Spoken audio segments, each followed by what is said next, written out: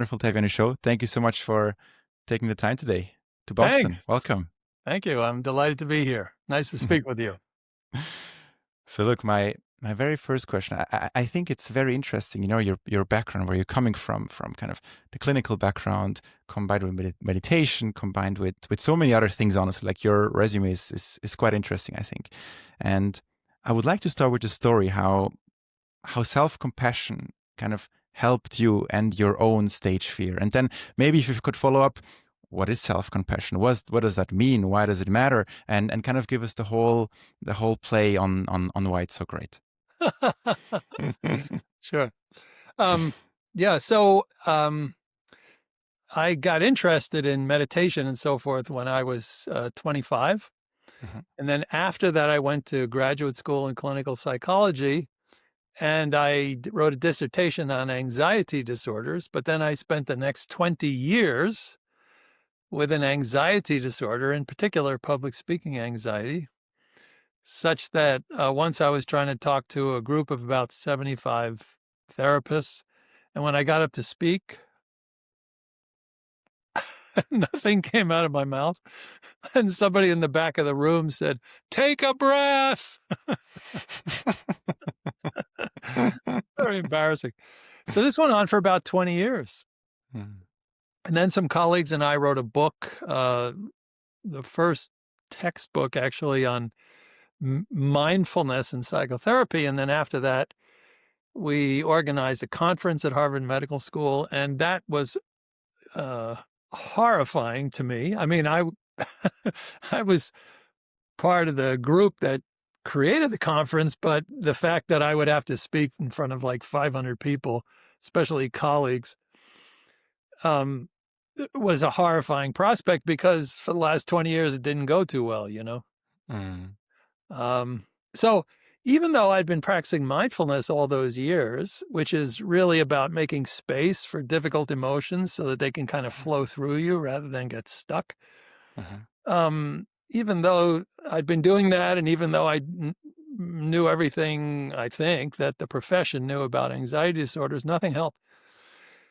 So I went on a retreat and a mindfulness retreat where they were also teaching loving kindness meditation. And the teacher, Sharon Salzberg, more or less said to me, "Chris, why don't you just sit on your cushion and love yourself?"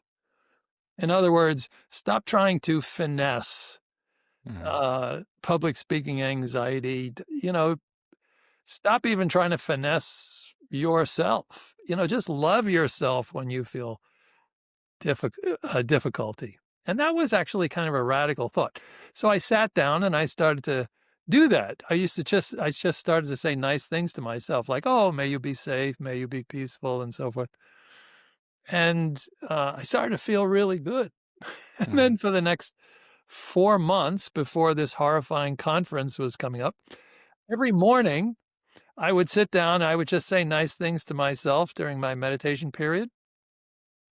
And whenever I thought about the conference, rather than thinking, "Oh my God, this is going to be horrible," I just loved myself. I just said, "Oh, that's hard. May you be safe. May you feel safe. May you find peace in your heart." So for 4 months, I basically talked to myself in a nice way, and I gave up the idea of trying to, you know, figure it out because Mm. for 20 years I couldn't figure it out. And then when I got up to speak at this conference, um, uh, the usual terror arose, but there was a new voice in the back of my head which said, "Oh, may you be safe, may you be peaceful, may you be happy." In other words, like I had a friend who was Mhm. just loving me up, even though I was terrified. This was completely unique. And then when I look, this is the most amazing thing, Enrico, is when I looked out at the audience, they all looked beautiful to me. And Mm. this is the first time in my life this was ever the case because for anybody who has ever had public speaking anxiety, the audience is the enemy, because they can judge you, right? Mm. Um, so it changed something inside of me such that And then I just had the wish, "Oh, I hope everybody in the room has a great experience. They're all happy. They enjoy themselves."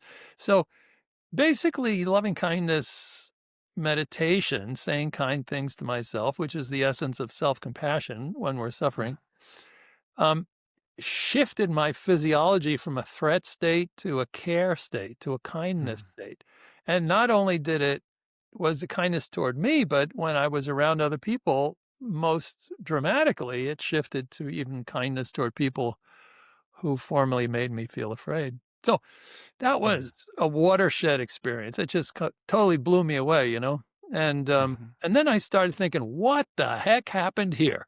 You know, what was that? What? Because this is nothing that I had read about in any of the psychological literature. And then I started to explore it very deeply um, as a psychotherapist. And then I also met Kristin Neff, who was the primary researcher in the area. We've been collaborating ever since. That was back since 2008. And then we created the Mindful Self-Compassion program together in 2010. And so that's been going great guns. About 300,000 people have taken this course around the world. They're teachers on every continent. Yeah. So it's been quite a ride. But what really got it started was a most surprising solution to a 20-year problem. Yeah. It really resonates with me because I didn't know it, but I kind of do it as well, you know, like even independently of hearing from you or of finding you, you know, but this notion of, you know, manifestation, really thinking, hey, you're this and that's fine, and whatever it might be, you know, for me it's really, it works magical. At the same time, you know, there's always like these two voices in your head, at least for me, and I guess many people can resonate with that. You know, there's the one voice where, yeah, it's the doubtful one, and you know, this one, if you try to fight it with logic, the logic is there, but you're still gonna lose. And at least Yes, that's how I, exactly. The you know, logic that is there, but you're still gonna yeah, yeah. lose It's because it's it's like arguing with some people, you know, like the logic is there, but you're still gonna lose. yeah. And the only way I found that really works is you acknowledge this, you know, the bad ones, and you say, hey, that's fine, and you don't even fight it with logic. And what I noticed, the things just go away, you know, these bad voices. But at the same time, you can do the opposite with the good ones, you know, and that's kind of what I'm hearing here. Correct me if I'm wrong, right? But that's at least how I'm reading it, where you have the good ones and you reinforce them, you know, and you, yeah, reinforce them maybe one too many times, but surprisingly it works. And surprisingly, what you think you actually are going to be, you know, and your mind has this way. It's like the ski slopes, you know. That's the best analogy I have. The more you ski down, the deeper the track is going to be, you know, and kind of that's the path you're going to follow, and that's my analysis on the whole thing, and that's why it really resonates with me. And you know, the reason why I reached out to you is because I thought it's so interesting, this combination of kind of clinical background with meditation, with this philosophy that, quite frankly, I've been, well, apparently unconsciously kind of doing, you know, for the last couple of years. So yeah, it's really, really lovely having this chat and now being able to dive deeper with you here. Yeah. So you said a number of things. One is about reinforcing like a positive inner voice. That's definitely the case. You are also talking about how the more you do it, the more it becomes a habit. That's definitely the case, and that then enables us to, you know, be more fully ourselves in life. You know, um, uh, but also that it's not a cognitive thing, you know, it's kind of deeper. And what we like to say is that self-compassion practices tone training, it's attitude training, you know.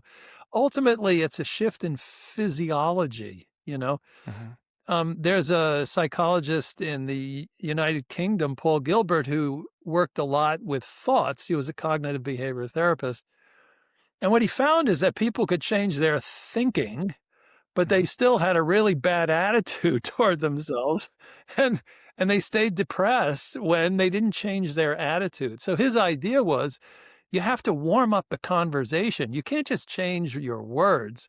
You actually have to change your attitude from from, self-hatred, self-loathing, self-criticism to self-kindness, self-compassion, and so forth. But the most amazing thing, I think, is that what this does, and this is, I think, what you were alluding to, having kind of figured out for yourself over the last 2 years, is that what we want to do is to embrace our imperfections. And most of us feel like when bad things happen that, the first thing we need to do is to try to fix it. And the same with ourselves. When we notice flaws in ourselves, instantly we might feel ashamed about it. And then we get on this, fixing agenda, which which actually is not helpful. The self-improvement agenda, making our lives better, has to happen on the foundation of compassion and kindness. It has to happen on the foundation of embracing who we are in this moment, and even embracing the way our experience in this moment. We need to have a clear-eyed view of the way things are with compassion. In other words, not just I can see this, but I love you just as you are. So that quality of clear seeing, like open eyes and open heart, is the foundation for sustained self-improvement, for sustained personal development. And this I just didn't know. And it also, Enrico, I think just goes against human nature, because when things go wrong for us, we get into a threat state, which is fight, flight, freeze. We want to, make it different, get away from it, go against it. All this stuff. What we really need to do is shift from that attitude toward a care state. Like, oh, this is hard. What's up? What can we do about this? This is a radical new foundation for developing our lives. What I would love to do next is really kind of take the scientific approach, and really start from very bottom and then kind of go deeper on why it actually works. Because honestly, I'm doing it, but I have no idea why and how and what and all of that. Like it's just, I don't know. I guess I kind of stumbled on that, and probably I'm even doing it not in the ideal scientific way I could imagine. Because again, there is no ideal scientific way. There's an ideal Enrico way. Fair enough. Yeah, fair enough. I guess, could you kind of elaborate how that exactly looks? Like where is this coming from? Why is this useful in the brain? How can we, I don't know, use science to really, I don't want to say trick our brains, but that's how I look at it. Because yeah, as you say, the default state is bad, right? In yourself, in the world, because that's what we're meant to do, like we're meant to, I don't know, fight lions or not starve and so many things. It's always like, what's the next problem, right? And I would kind of like to take, or try with you together to kind of take the scientific approach. How can we kind of trick the brain, or whatever better word there is? I'm sure there's a much better word, because trick is a bit negatively kind of put, but I think you know what I mean. Yeah, well, I think it comes down to, so first of all, there are many different what's called mechanisms of action, like underlying mechanisms of action. There are, neurophysiological mechanisms, there are psychological mechanisms, and all of them are scientific. But if you want to, say, for example, take physiological mechanisms, one thing we know is that self-compassion decreases activity in the sympathetic nervous system. It reduces the fight, flight, freeze response. It increases activity in the parasympathetic nervous system, which means it increases a sense of relaxation and safety, which is often measured by activity in the vagus nerve. It increases heart rate variability. It makes us feel safe. And it also neurologically seems to activate the front part of the brain, which is, where executive control occurs. In other words, the more self-compassionate you are, the less likely you are to mistake kind of a psychological threat for a genuine threat to your health and well-being, you know? Uh-huh. So there are various, mechanisms, but to make that a little closer to our direct experience, when we're in a threat state, the body is flooded with cortisol and with adrenaline, and the only thing we can do is fight, flight, or freeze. You know, we want to run, we want to attack, or we want to just like try to be invisible. Uh-huh. And and this is very natural. You know, human beings have evolved to survive, as you were alluding to, not to thrive, and frankly, not to be happy.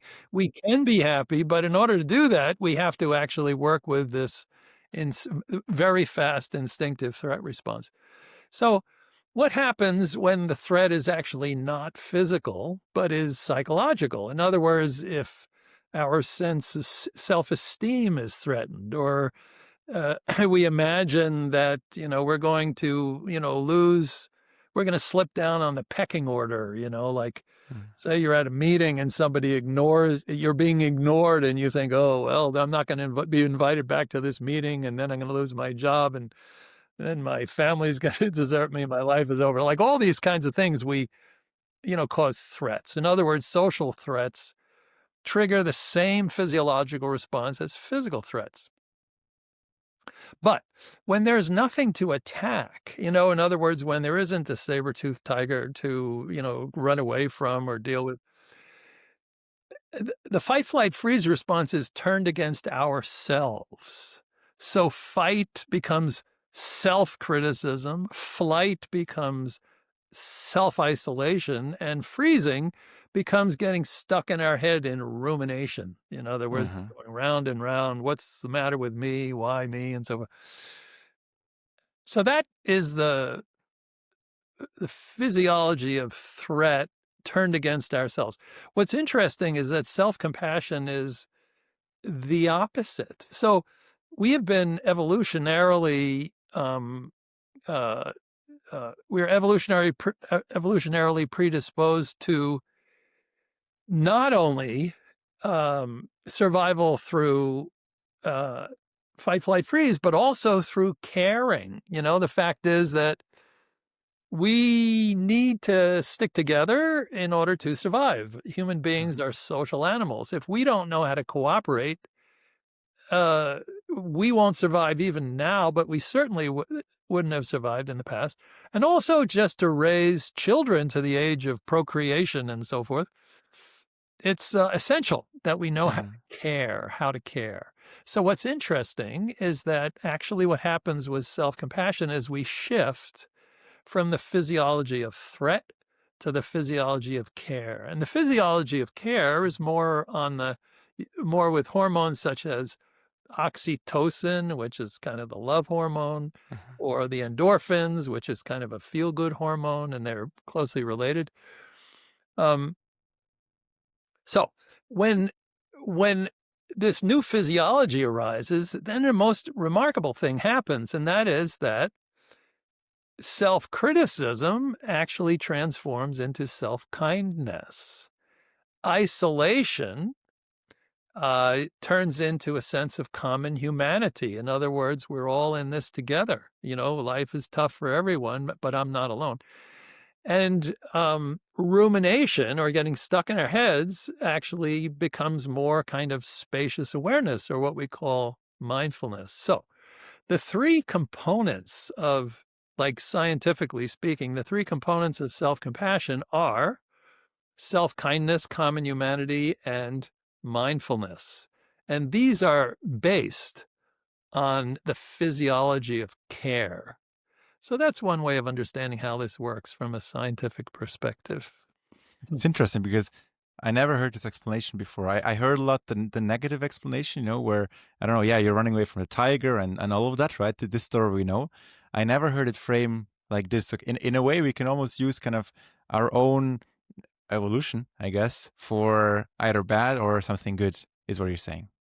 Yes, yes. Now, what's Yeah, interesting is that the threat response is quicker than the care response. I So the noticed. first thing The first thing that we do is we want to get the heck away from Yeah. danger. We want to Uh-huh. stop danger because if we can't really care for anything if we're, dead. So, Fair so, point.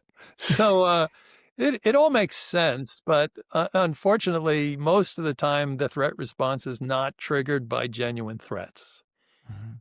Now, and and have therefore we need to dismantle that in a thoughtful way when we should.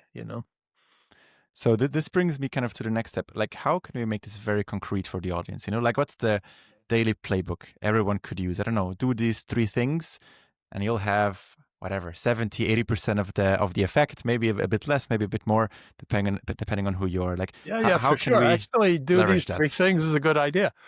The so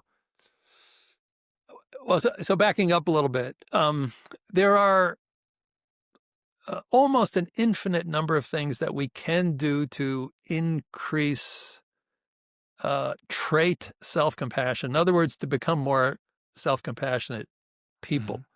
So you can take an 24-hour, 8-week mindful self-compassion training program like the one that Kristin and I developed.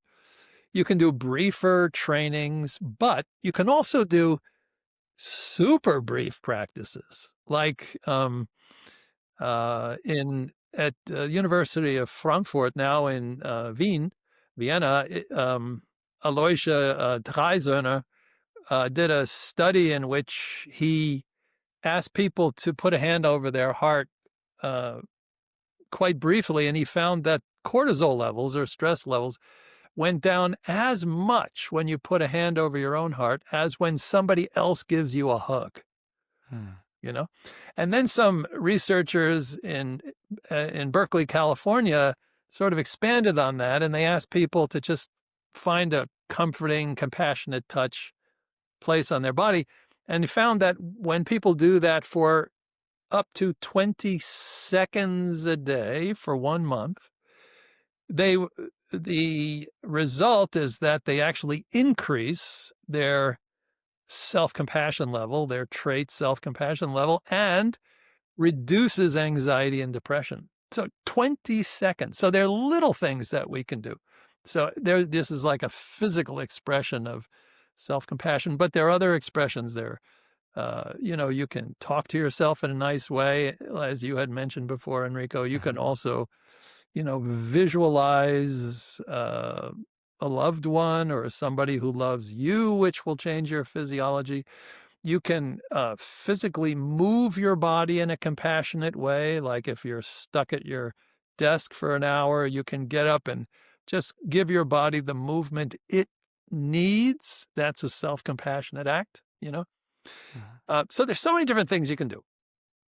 Um, but there are three things you can do, which are what we call the three elements of the self-compassion break, which is kind of an extension of the three components of self-compassion that I mentioned: mindfulness, common humanity, and self-kindness.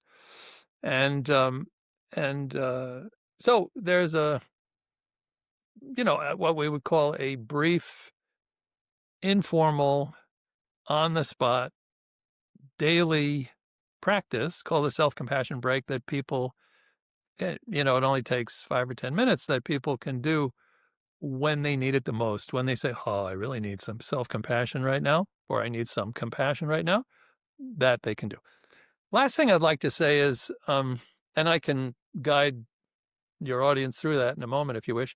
But Mhm. the other thing that's really interesting, Enrico, is that it appears that almost anything that we do with the intention to be kind to ourselves, and we do it repeatedly, will increase self-compassion. So we found, for example, that if people love hiking, if they take long hikes, if they love long hikes and they take long hikes, it will increase their self-compassion.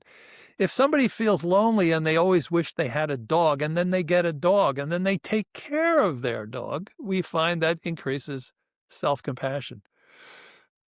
So there, and yoga, if people like yoga and it feels really good for the body and they do it again and again, knowing that this is a good thing for them, it increases self-compassion. So you don't even have to do, meditations or anything that has a particular,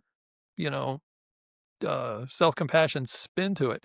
Ordinary life things done with the intention to do something good for ourselves and doing it repeatedly will inevitably increase self-compassion. So we could say that actually self-compassion is accessible to everybody.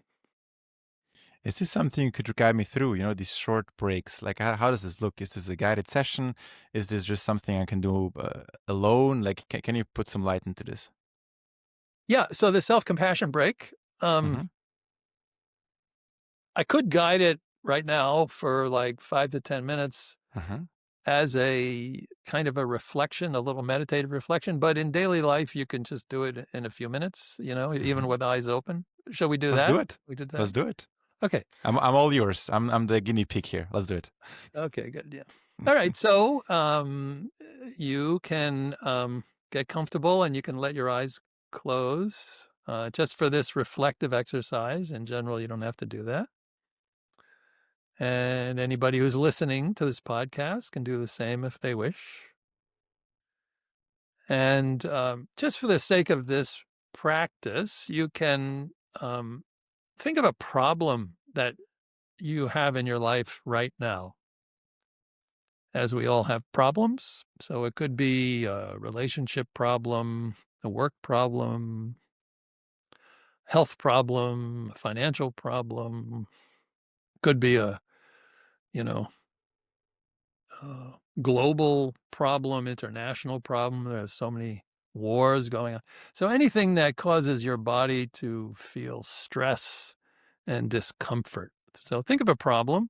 Um, for the sake of this exercise, kind of moderate, not severe, not intense, moderate problem. One that you can feel stress about, but what doesn't overwhelm you.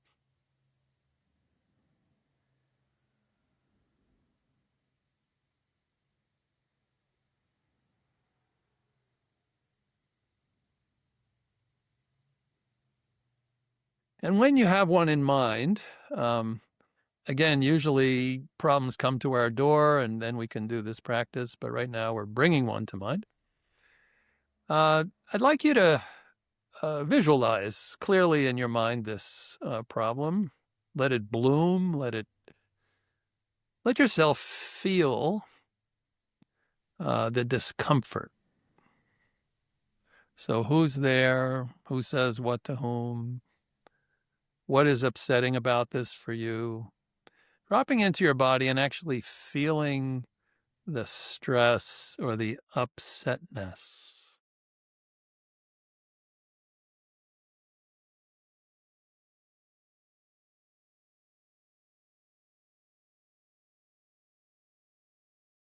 So once you can kind of feel that, that's when self-compassion becomes relevant. So the first part is mindfulness, and that's validating the discomfort. So just say to yourself, hey, this is hard. This is difficult. This is painful. Validating for yourself how you feel as if you were speaking to a good friend. So doing it with kindness.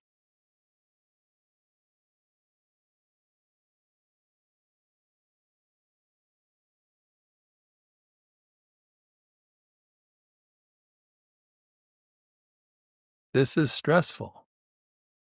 This is painful. And then see if you can notice where in your body you feel the stress the most. So maybe you feel it in your forehead or your jaw or your neck or your chest or your belly. Where do you feel stress the most? And see if you can make some room for that experience. In other words, no, allowing it to be there, some space. So not fighting against it, allowing it to be there. This is also mindfulness. This is practicing mindfulness. Just opening up and allowing it to be there, if only for this one moment.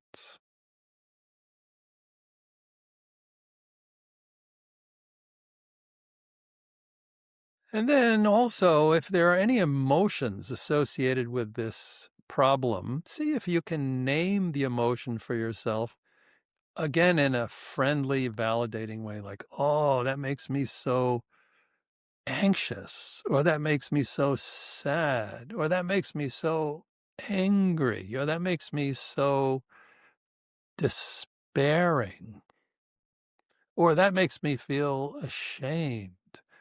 So, is there a word for the main emotion that arises for you?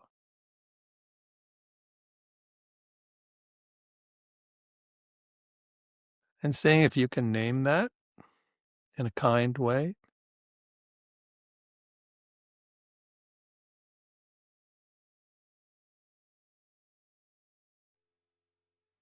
Gently naming it, maybe even a few times, like, oh, fear, fear. I'm afraid. Yes, this makes me afraid, makes me anxious.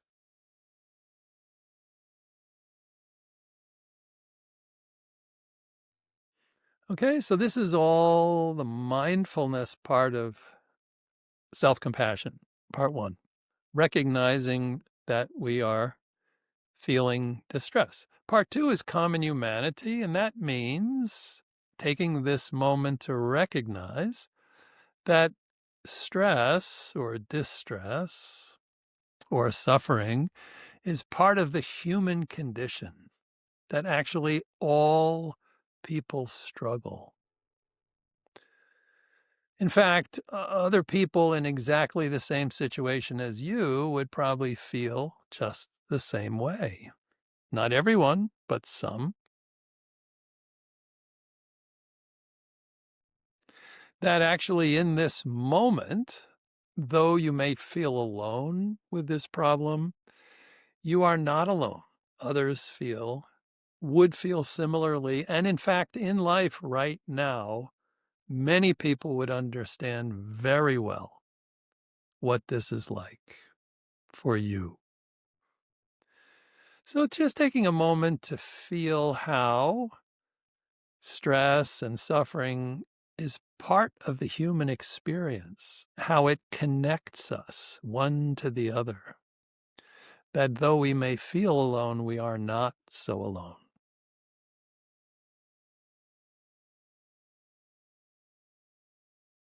So this too is part of self-compassion. And now part three is self-kindness. So what I'd like you to do, if that feels right to you, is put a hand on the part of your body that is carrying stress the most. So maybe it's your chest or your jaw or your neck, maybe your belly. Just place a hand on that part of your body, feeling the warmth of your hand, the gentle touch of your hand. Doing this as an expression of kindness and compassion and appreciation and support, because your body is working so hard to hold this stress. So you're acknowledging it with your touch. And you can even imagine kindness flowing through your fingers into your body, into the part of your body that is holding this discomfort.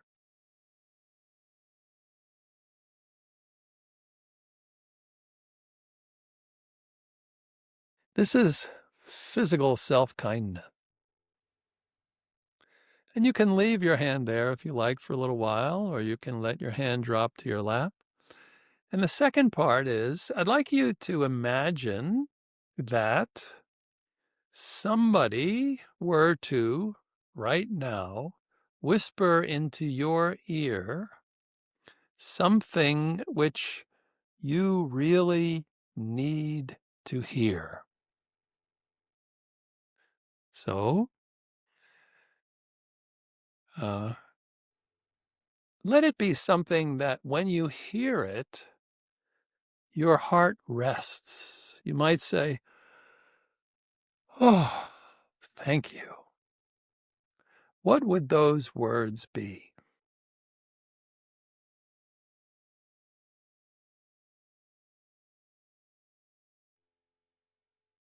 So maybe there would be words like, "You can do this. You've got this. You have what it takes." Or words like, uh, "I love you. I trust you. I believe in you. I'm here for you." What words right now would be just wonderful to hear?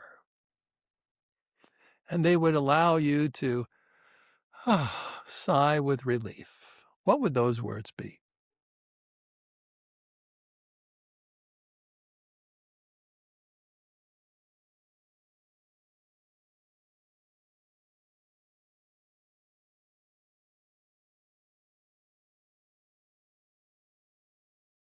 And when you have some words, you can just gently let them roll through your mind. You can even put a hand on the part of your body that holds stress, and you can allow those words to roll through your mind, sort of like a gift to yourself or a blessing. Just giving yourself permission to hear those words as you offer your body compassionate touch.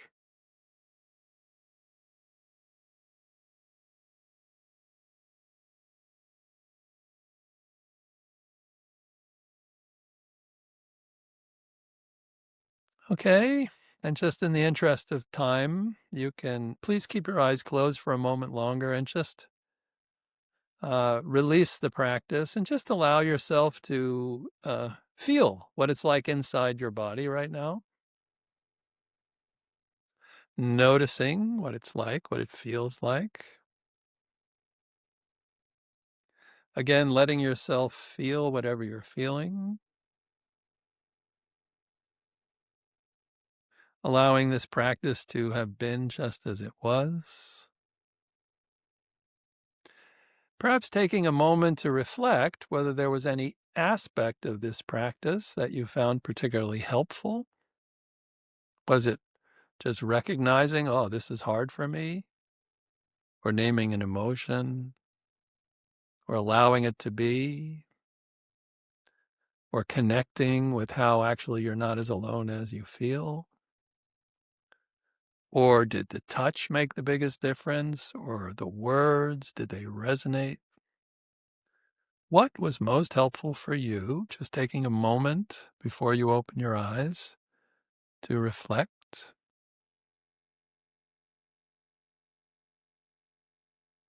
And maybe even forming an intention that as you go into your daily life, when this problem occurs again, to do exactly this.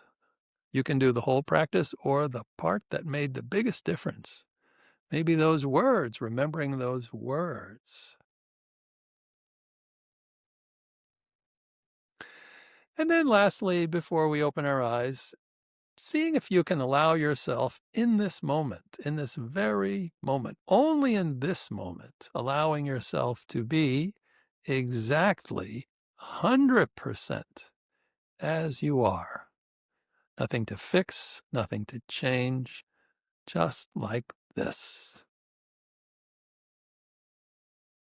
That's self-compassion. And then when you're ready to slowly open your eyes,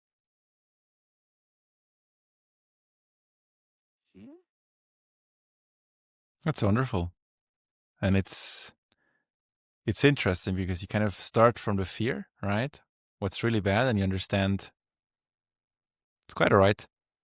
you know, Yeah, that's quite all right. actually, I in the can do grand this. scheme of things. Yeah, I you can can do do this. this. Exactly.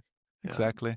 And it's really exactly what I meant. It's not trying to use logic, to remove it from your head or anything. Is like you're here and that's all right. And Yeah. no one's gonna die here, literally. Yeah. It's gonna be fine, basically. So this is really it really resonates with me, honestly. Yeah, good. Most of the things that set us off are kind of from the neck up, we might say. Hmm. But self-compassion is from the neck down. It's embodied. Hmm. It's visceral. It's physiological. Hmm. It's a shift at a deeper level. It's in Hmm. the limbic system. It's Hmm. around basic safety. Hmm. Yeah. Hmm. It's interesting because now we've got a glimpse into kind of the short term effects, right? And well, I can confirm, and I guess the audience as well who just did it at home. If anything, it's not going to hurt you, but if anything, it's really gonna make you feel better about that specific thing in that specific moment. Now, I wonder how this extrapolates, to the 8 week courses you do, to kind of the longer term coachings. How, like, is it just more of that? Is it this and much more? Is it a variation of that? Like, could you give us the kind of short format rundown of how these 8 weeks look like when you do these Mm. longer format sessions? Yeah. Yeah. Yeah. So the 8-week mindful self-compassion program has 7 meditations that you can practice, for 20 minutes or more a day. It has 20 informal practices like the one you just did. And it has another 14 class exercises. And the idea is that over these 8 weeks or 24 hours total, many different parts of us will have a chance to come out and to uh, be addressed from a self compassionate point of view. So, for example, in the first session, we learn what is self compassion. Much of what we've just talked about is in the first session. The second session is deeper exploration of mindfulness, which is how to be with our experience without fighting it, because what we resist persists. And so that creates a foundation for this practice because we don't want to fight our experience and we don't want to fight ourselves. So it shapes a general attitude in session 2. Session 3 starts to warm up our awareness. Session 3 brings in kindness, like loving kindness meditation, that practice that kind of ended my public speaking anxiety story. That's session 3. Session 4 is we start to be more, we bring loving kindness to the experience of suffering. And that is what compassion is. Compassion is Uh, love plus suffering that stays loving. That's compassion. And self-compassion is when the suffering is in ourselves. So session 4, we actually directly address self-criticism and learn to exchange self-criticism for self-kindness. This is a profound experience for many people because mostly we're criticizing ourselves, don't even know it. Then session 5, we go deeper into uh, what are our core values, and because in order to be kind to ourselves, we actually need to know what we value and to support that. And also, in session 5 we explore um, what self compassion would look like in uh, uh, conversation with others, how to actually listen to others in a deep way. Session 6, we bring self-compassion to difficult emotions. We actually discuss how to bring self-compassion to ourselves physically and mentally in the midst of difficult emotions like fear, anger, shame, hatred, greed, things like this. Difficult emotions. And then session 7, this is the second to last session, we go into the most difficult aspects of human experience, namely relationships. Challenging relationships. Relationships that make us angry, relationships that make us sad. In other words, we discuss compassion fatigue, burnout. We discuss also anger and resentment and how to shift a relationship from a downward spiral to an upward spiral through self-compassion. It's quite remarkable. And then the last session is a springboard into daily life. In particular, it's about positive psychology because not only do we need to learn to relate to suffering in a new way, but interestingly, because human beings are, risk averse, we spend most of our time disregarding all the good things in our lives. And in order to be self-compassionate, we need to cultivate joy. We need to cultivate appreciation. We need to cultivate gratitude. We basically need to build our resources so that we have enough energy and vitality and enjoyment to meet the hard things in life. So in the last session, that's what we do. So that's the whole program. You mentioned burnout, and this is very interesting because we have a lot of entrepreneurs listening to this. And honestly, every entrepreneur, I think he's lying to you, if he says, yeah, I never felt that, I think it's something you really have to learn how to navigate, like pushing to the limit without going over it. And it's so easy to go over it, right? But how can we use the self-compassion mechanism also for burnout? Because I also read online before the podcast, actually, this is something you're also launching now, right?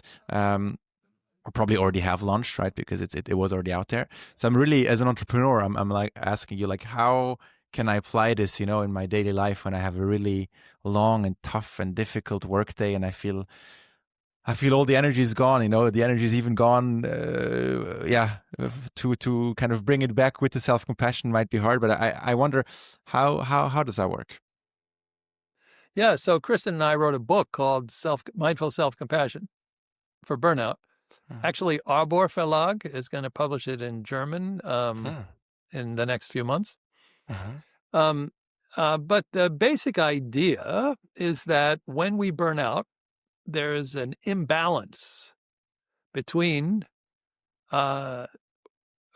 doing for others and working with taking care of ourselves.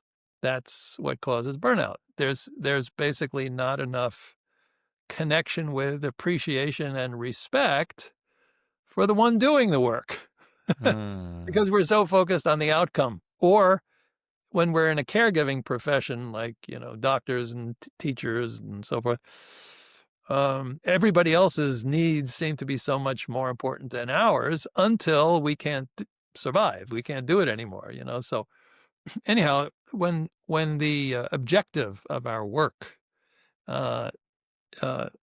makes our own role in the work invisible and we disregard ourselves, then we will burn out. In other words, there'll be nothing left, So burnout, in the official definition has three parts. The first is exhaustion.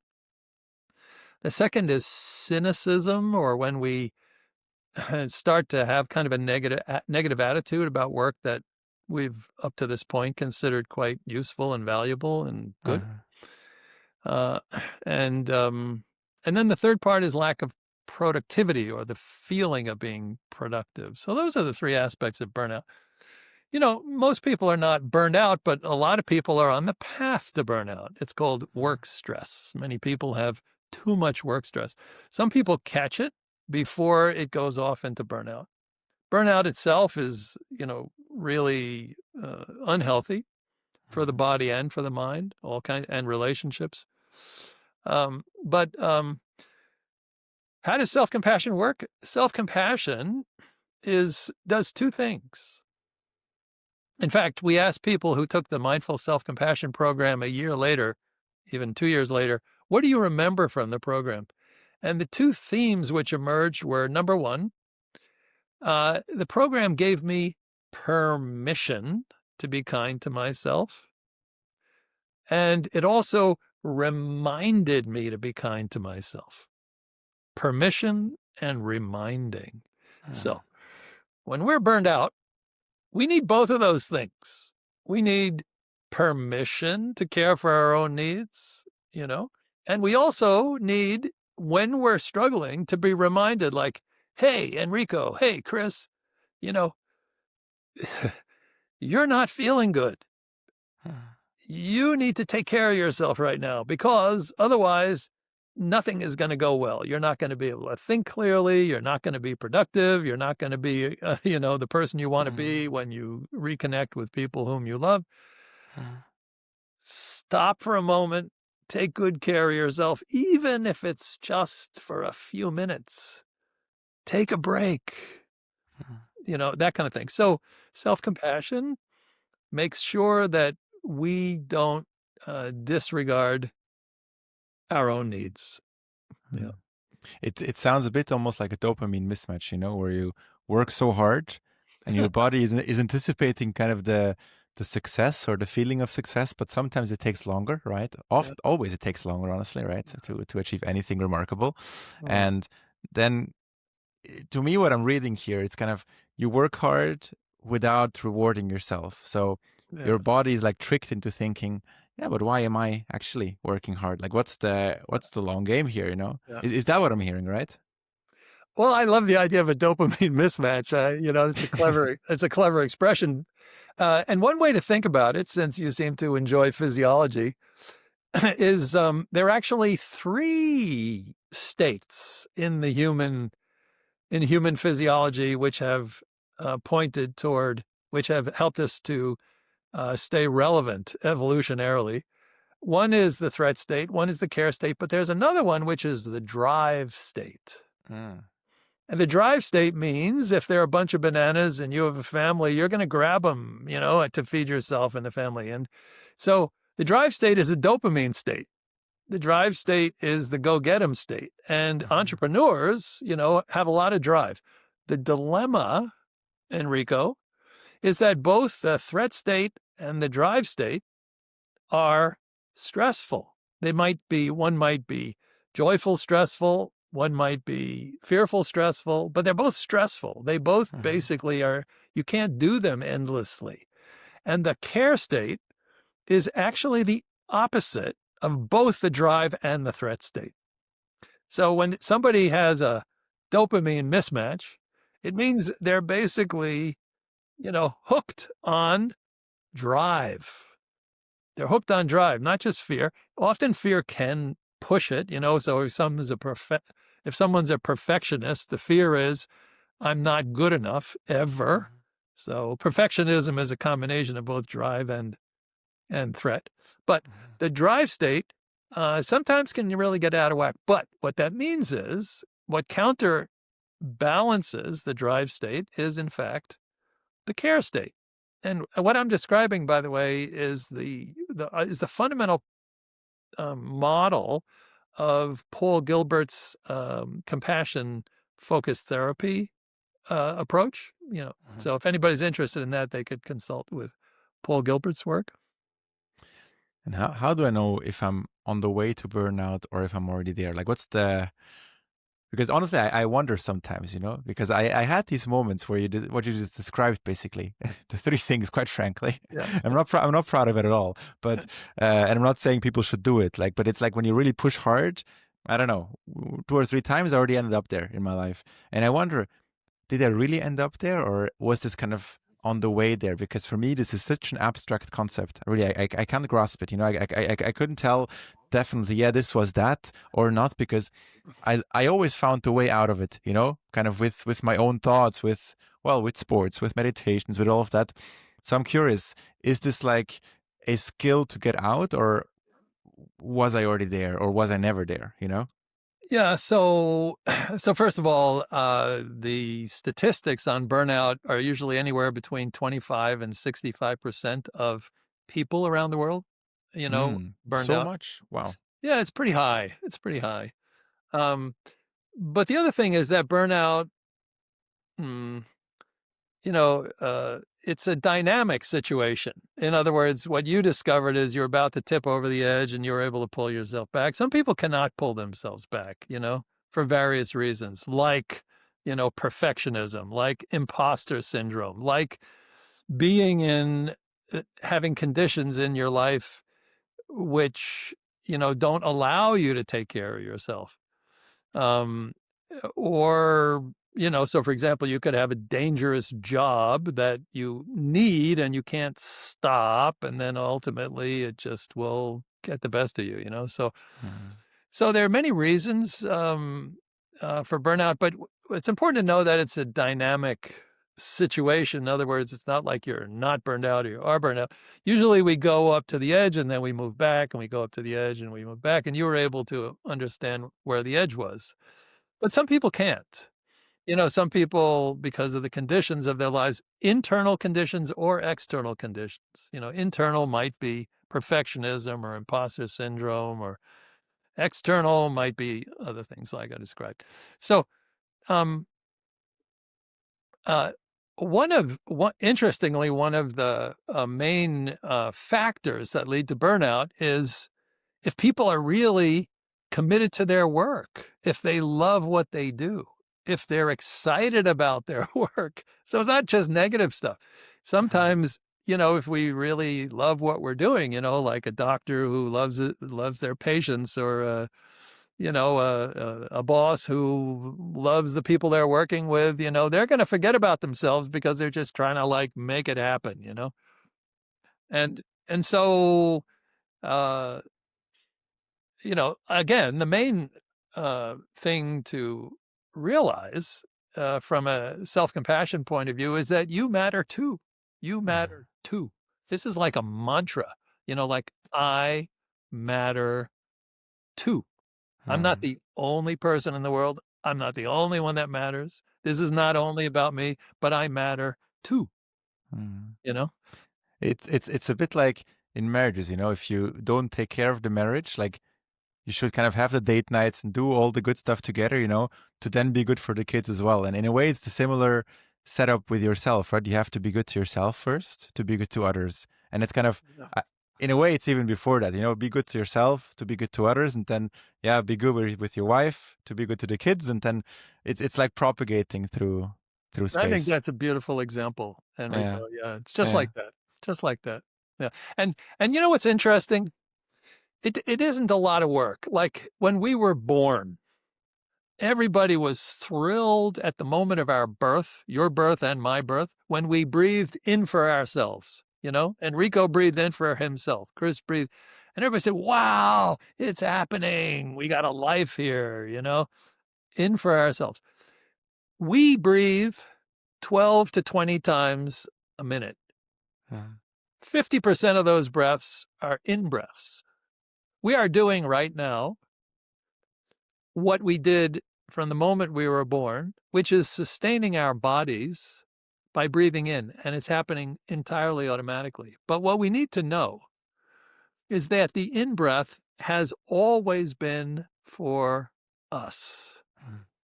So, one really nice way of remembering ourselves when we are in a high stress work situation or in a high stress caregiving situation, even if it's not like paid work, you know, um, is just to feel the in breath Mhm. and to know that the in breath is for me.